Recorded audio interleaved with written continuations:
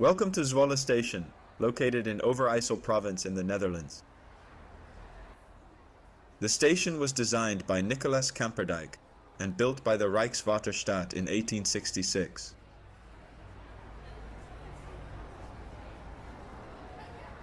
It is one of two Stadsspoorwegen first-class Waterstaat stations in the country, awarded first class for its size.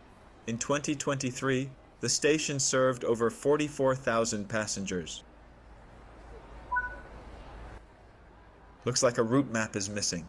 Let's go ahead and place this missing one while you wait. There are more route tasks to discover. Make sure to apply missing route maps, clear fallen trees, tidy up after fallen bikes, and fix miniature windmills.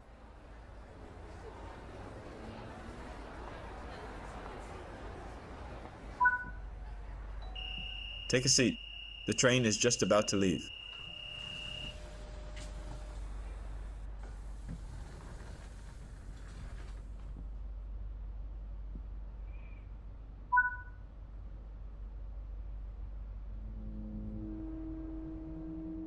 The station has a bike shed with spaces for 5,800 bicycles, one of the largest in the Netherlands.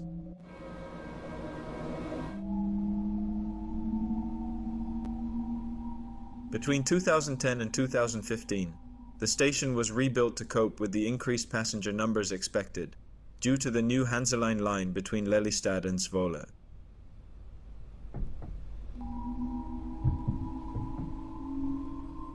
Welcome to the Netherlands. Embark on an all-new European journey in train sim world with Spoolijn Zwolle, Groningen. Run express passenger services from the raised cab of the iconic NS ICMm Koploper, and dash between commuter towns with the modern NS SNG. A new country and new challenges await.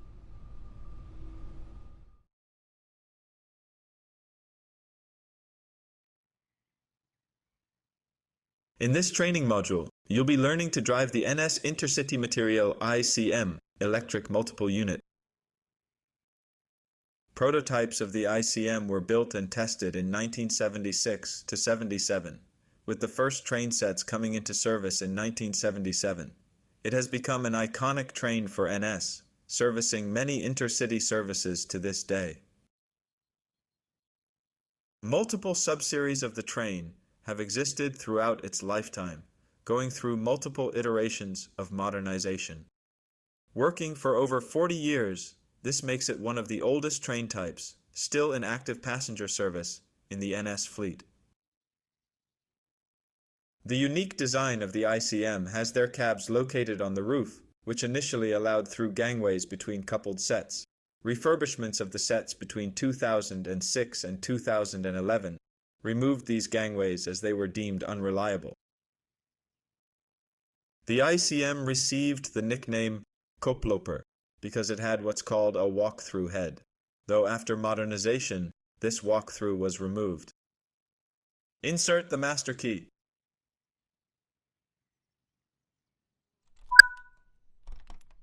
Set the headlights to indicate that this train is operational.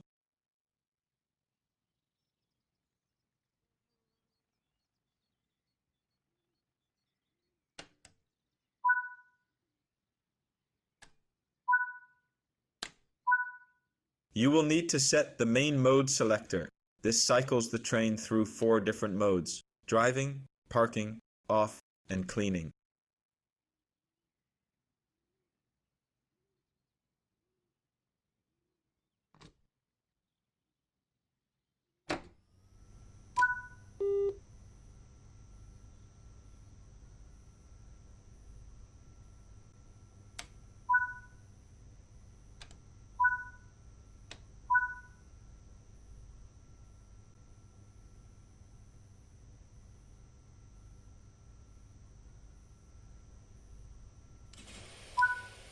Open the passenger doors to allow boarding.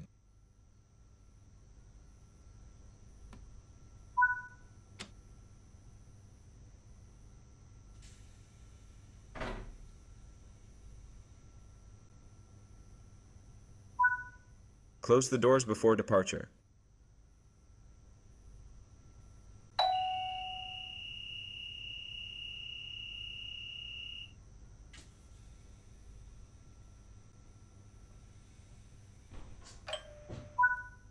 Release the brakes.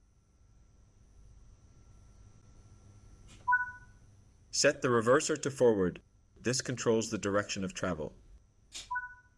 Move the throttle into the power range to get moving.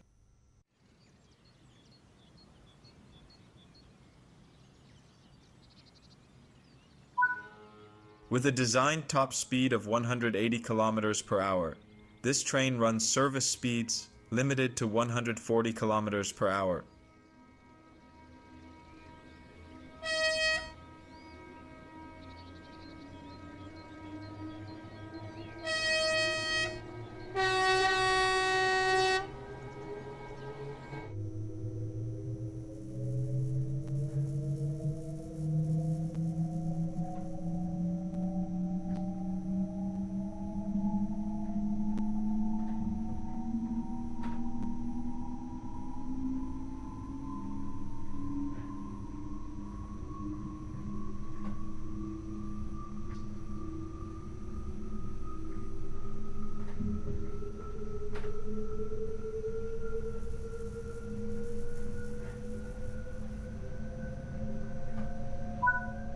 Now you've built up some speed, you can return the throttle to the 0 position to begin coasting.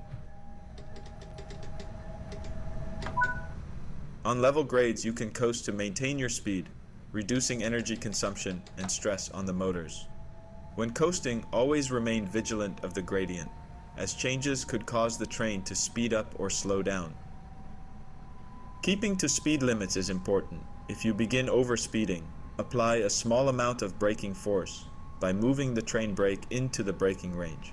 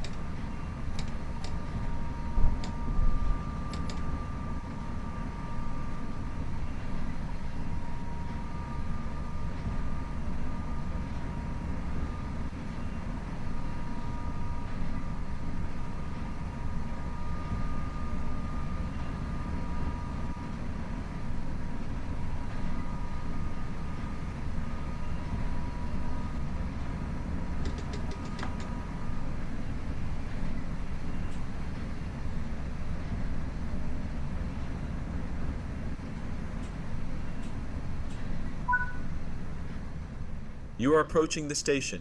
Begin applying a small amount of braking force by moving the train brake into the braking range.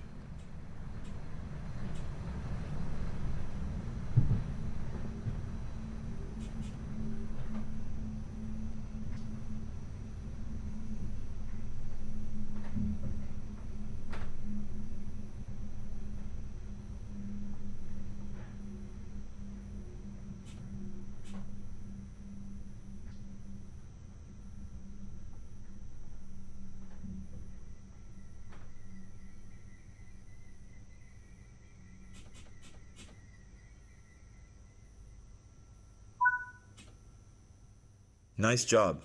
The train has safely come to a stop. You can now use the passenger door controls to open the doors. Good work. That concludes all of the basics of operating this train.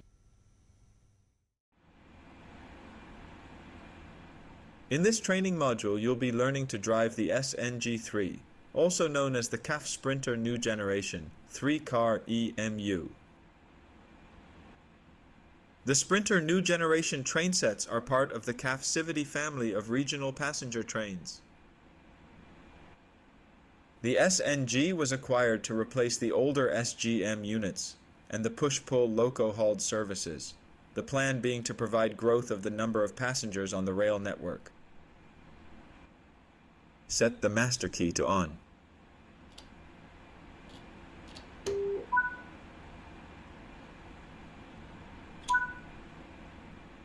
Open the passenger doors to allow boarding.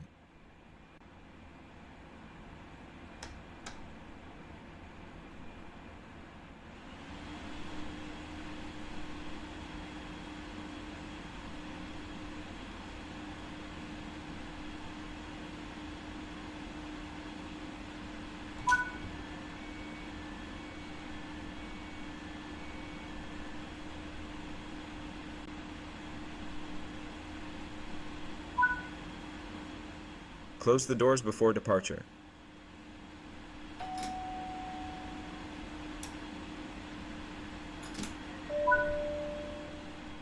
Release the brakes.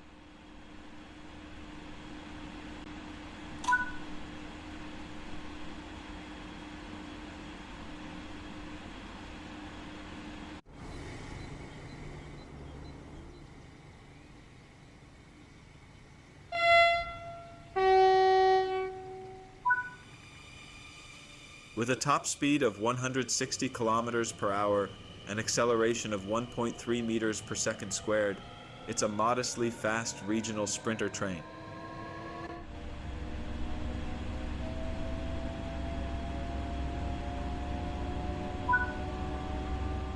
Now you've built up some speed, you can return the master controller to the 0 position to begin coasting. On level grades, you can coast to maintain your speed, reducing energy consumption and stress on the motors. When coasting, always remain vigilant of the gradient, as changes could cause the train to speed up or slow down.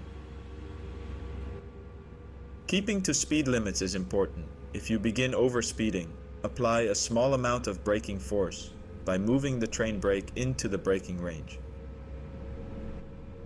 In March 2015, NS allowed travelers and staff to choose possible interiors. Interested parties could choose from 3 interiors, with seats for the first and second class, and folding seats.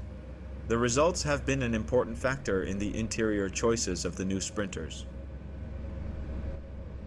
Initially, the SNG trains had a dark blue front. While this color met EU standards, the combination of the dark color and large window made it difficult to see the train at level crossings. NS would repaint 150 trains it already had, while new trains would be delivered with the new yellow color.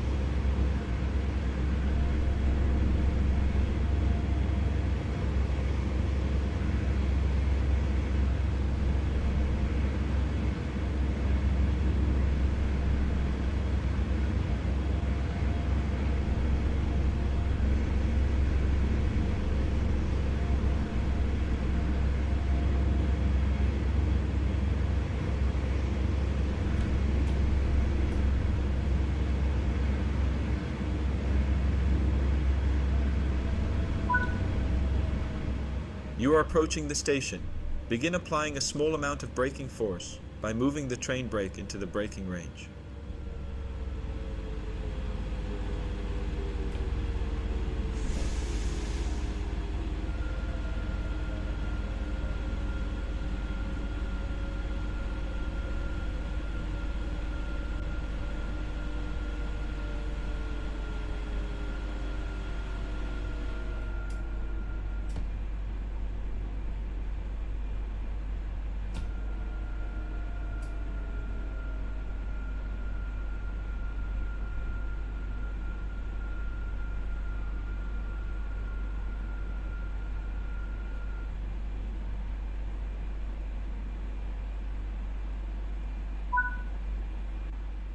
Nice job.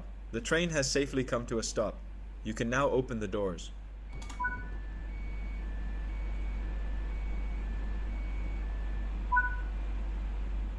Good work.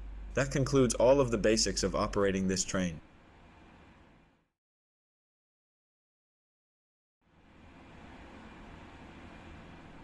In this training module, you will be taken through the basics of the Dutch Automatic Train Control System, called ATB, which provides the in-cab safety and signaling system. ATB EG, or first generation, covers the signal pulse codes and cab speed enforcement. ATB VV, or improved version, includes track magnets installed at select stop signals, which provide increased protection. First, let's turn on enforcement of ATB. If you leave enforcement disabled, you will still receive guidance from the system, but do not need to take any actions. With enforcement enabled, you must react correctly or the train will be stopped.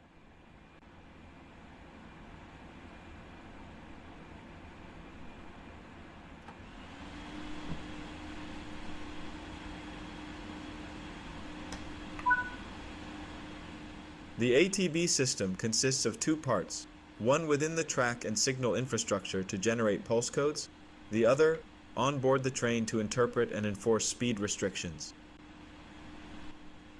ATB EG enforces speed restrictions between 40 and 140 kilometers per hour, determined by the pulse code being generated from the next signal ahead of the train. The principles of ATB works as follows. When approaching a slower section of track, a change in pulse code occurs, which will be detected by the train. The train picks up this pulse code change, and the ATB determines the new maximum speed to enforce. ATB only intervenes when the train speed exceeds the pulse code enforced speed, or the brake curve speed enforced by the magnets ahead of a stop signal. So long as you keep under these speed restrictions, ATB won't intervene. In this training module, you will be exceeding the speed restrictions to see the ATB intervention and learn the procedures for handling it.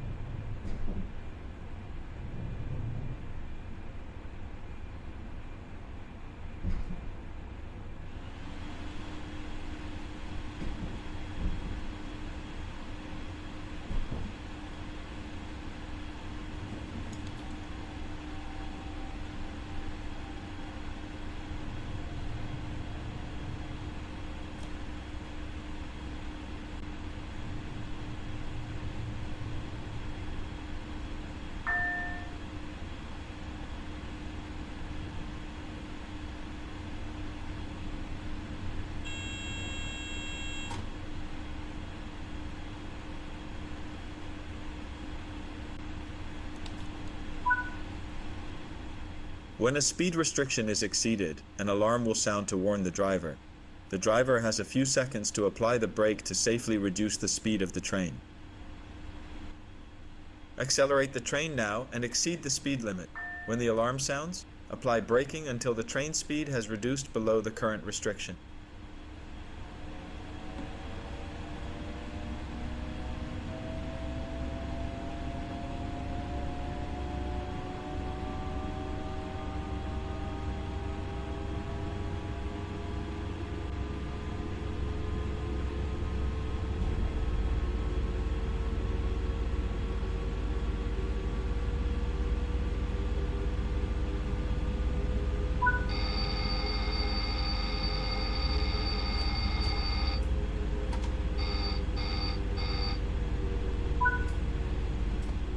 If the brake is not applied in this time, ATB will enforce an emergency brake application to bring the train to a complete stop. Exceed the speed limit again and wait for the train to enforce emergency braking.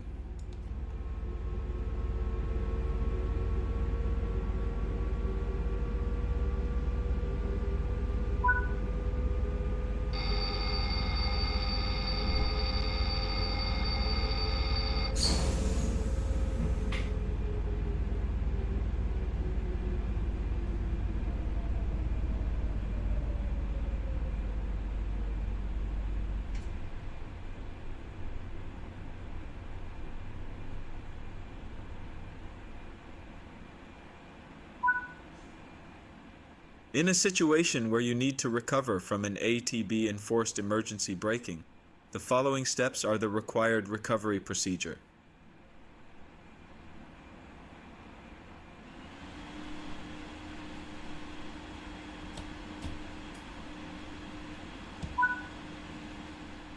Press the Aunt Gwendolen button on the digital display screen.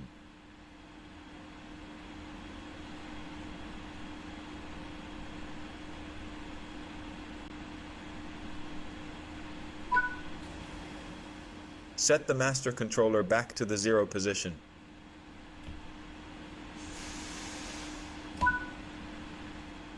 There is an indicator on the display screen to indicate the emergency enforcement.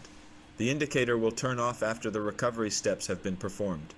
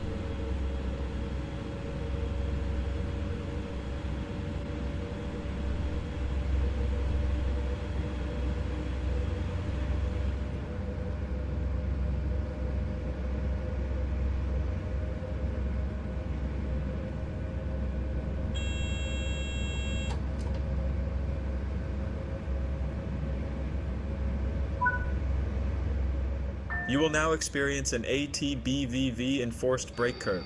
Proceed at 40 kilometers per hour until the emergency brake is triggered.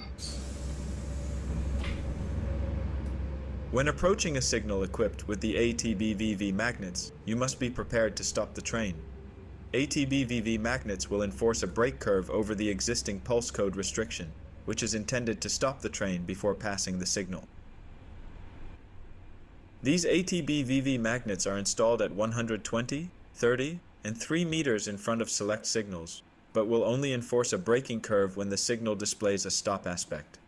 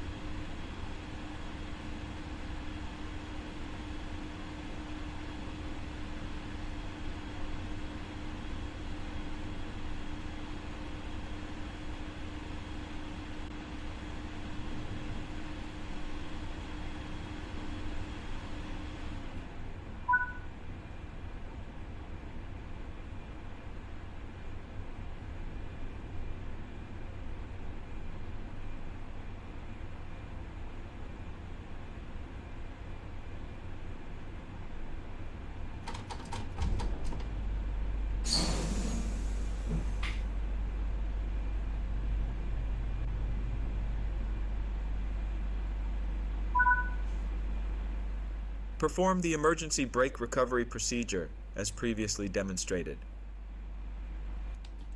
Set the master controller to the emergency position. Press the Grendelin button on the digital display screen. Set the master controller back to the 0 position. When the signal aspect improves, these magnets will disable the brake curve, allowing the train to continue solely under the influence of the pulse code restriction. The train must pass one of these magnets in order for it to relay the command to enable or disable the brake curve. In some areas, there is also a disarming loop that stretches about 60 meters from the signal, which can disable the brake curve without needing to pass one of the ATB VV magnets. It is recommended to proceed at no more than 10 kilometers per hour until you pass the signal to ensure you are clear of the braking curve. Until you pass the ATB VV magnet, you will still be driving under the influence of the braking curve.